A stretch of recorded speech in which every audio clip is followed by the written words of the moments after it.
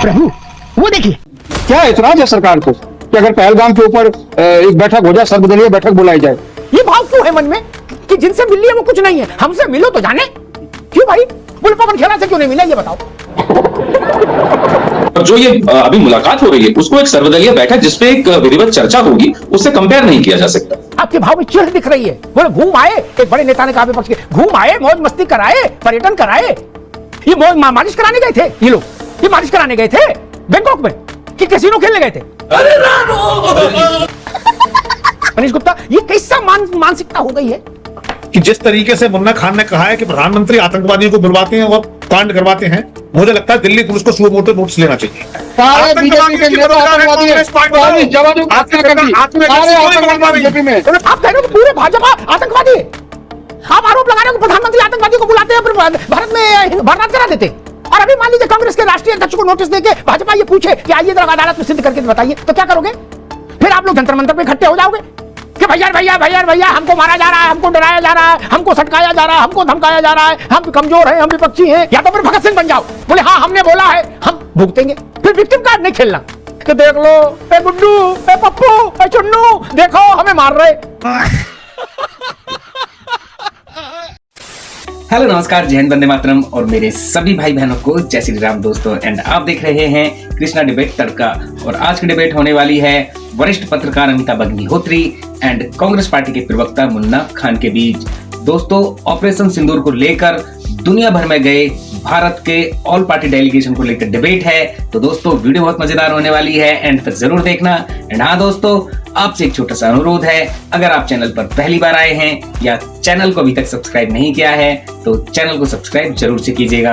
तो चलिए दोस्तों, बिना देरी के हुए आज की मेन डिबेट स्टार्ट करते हैं। तो करना, परेशान हो गए हम लोग 2.5 साल से। चलो भाई, चाहे कांग्रेस के नेता रहे हो, शशि थरूर हो, मनीष तिवारी हो, सलमान खुर्शीद हो, आनंद शर्मा हो, दूसरे लोग हो, चाहे समाजवादी पार्टी के राजीव राय हो, प्रियंका चतुर्वेदी हो शिवसेना से, भारत का स्वर लेकर बाहर गए।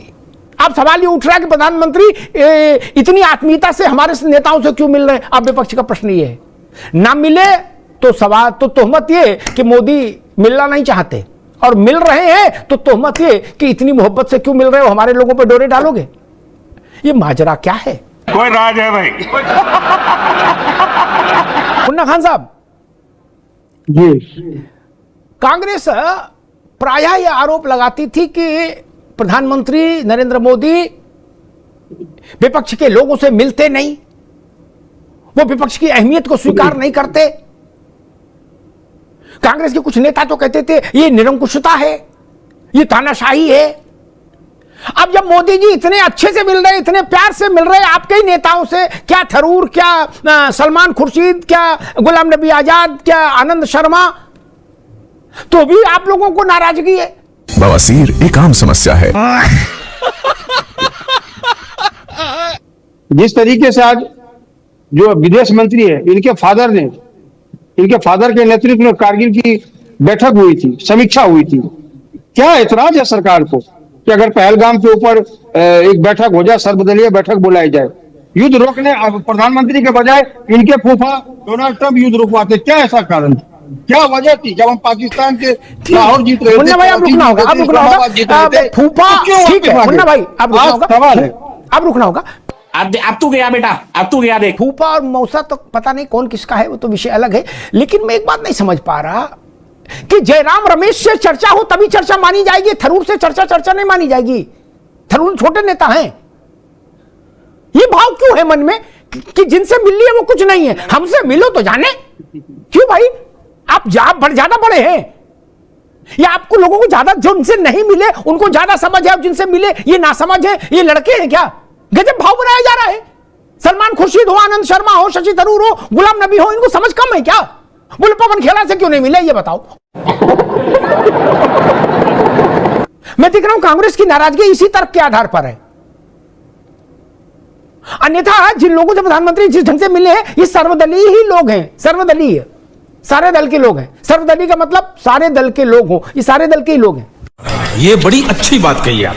जैसा आपने अभी कहा कि सर्वदलीय लोग थे, निश्चित रूप से थे, लेकिन वहां चर्चा प्रधानमंत्री एक शिष्टाचार के रूप में मिल रहे थे, लोगों से जानकारी ले रहे थे कि वो लोग बाहर गए, उनका क्या अनुभव रहा, वो अनुभव उन लोगों ने उनके साथ साझा किए। लेकिन जब देश पे इतना बड़ा हमला होता है जिसमें इतने लोग शहीद होते हैं और फिर देश एक बहुत बड़ा उसका जवाब देता है, तो बहुत से ऐसे मुद्दे होते हैं जिन पे चर्चा एक व्यवस्थित रूप में और एक ऑफिशियल रूप में होनी चाहिए। और जो ये अभी मुलाकात हो रही है उसको एक सर्वदलीय बैठक जिसपे एक विधिवत चर्चा होगी उससे कंपेयर नहीं किया जा सकता।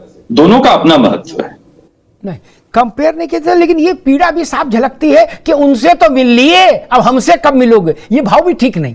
भाव ठीक है क्या भारत के लोकतंत्र में?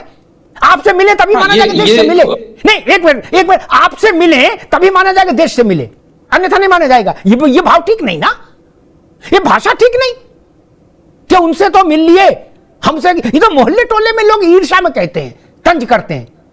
ये राष्ट्रीय स्तर पर भाव होना चाहिए क्या मित्र? नहीं ना, ये तरीका ठीक नहीं। मैं सिर्फ इसी बात को कह रहा हूं। जब नहीं मिलते थे तो आप कहते थे नरेंद्र मोदी में अहंकार है, वो मिलते नहीं किसी से। अब ज्यादा मिल रहे हैं तो भी तकलीफ, बोले हमारे लोगों पर डोरे डाल रहे हो। अब इससे नाराजगी है अंदर खाने कि हमारे पार्टी के नेता ट्वीट कर करके प्रधानमंत्री को धन्यवाद दे रहे हैं।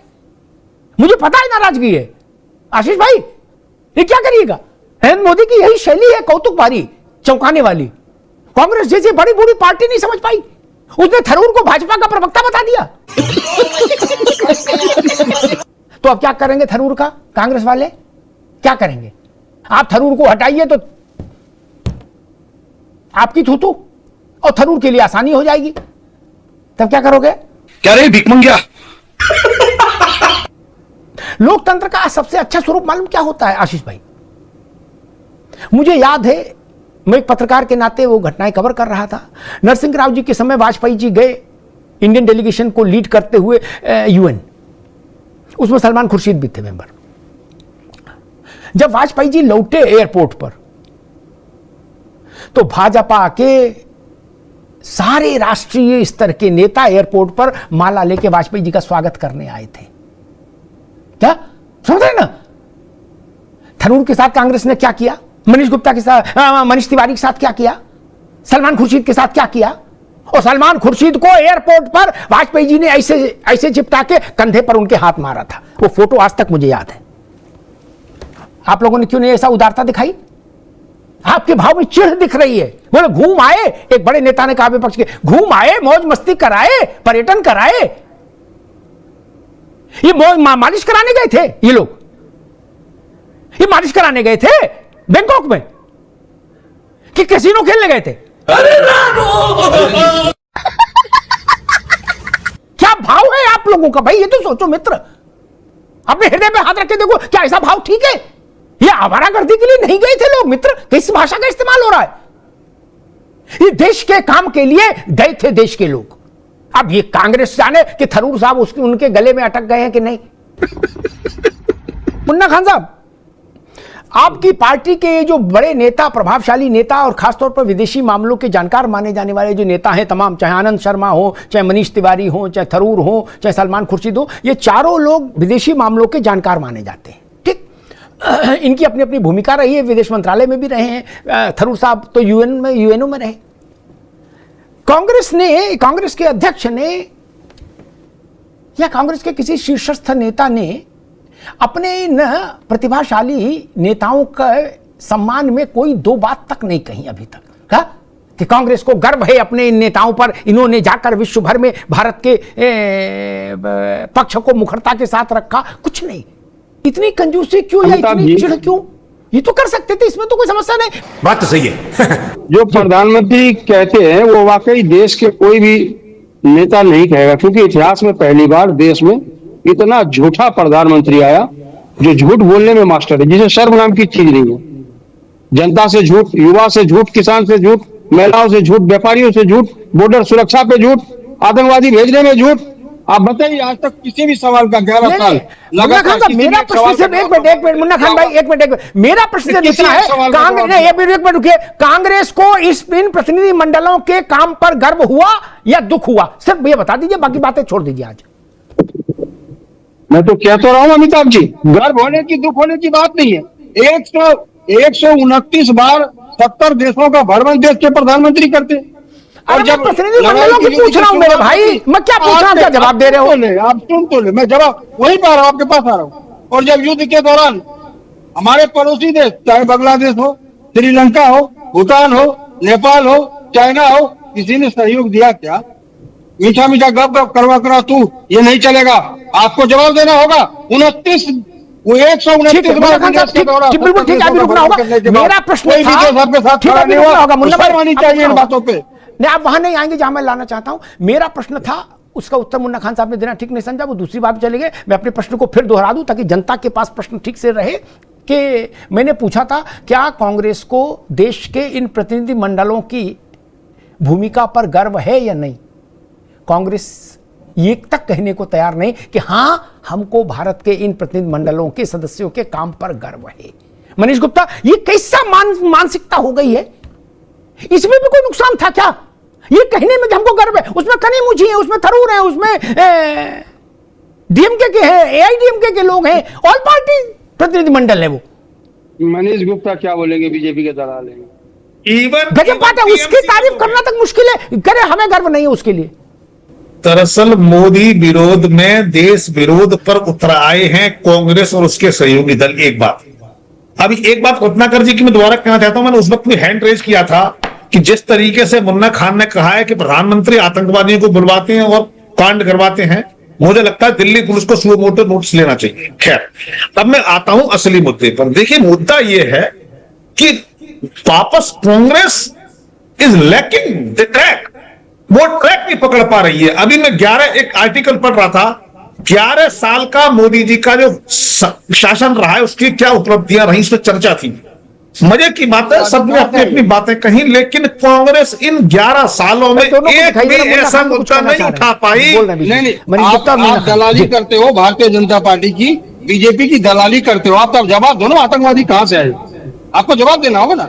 400 किलो आतंकवादी वहां से आए, कहा गया आतंकवादी वहां से आए। सुनिए, अरे दलालों खत्म करो, आतंकवादी बीजेपी के प्रवक्ता मत बनो, बीजेपी के प्रवक्ता मत बनो।